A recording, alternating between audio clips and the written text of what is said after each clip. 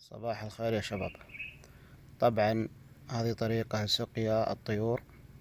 طبعا هذا كوع مثبت فيه صبة، وهذه دبة، والأفضل أن يكون الدبة هذه من النوع الثقيل.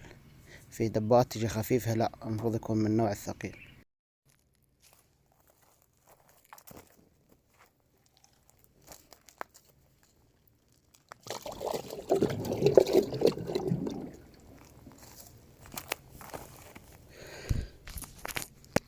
زي ما تشوفون هنا الموية ما طلع، شوف الموية فين واقف.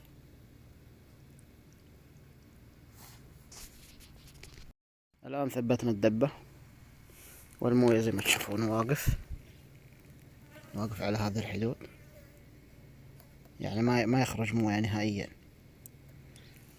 الفكرة جميلة. أصحاب الاستراحات، أصحاب العزب، طبعا اللي عجبته الفكرة ينشر.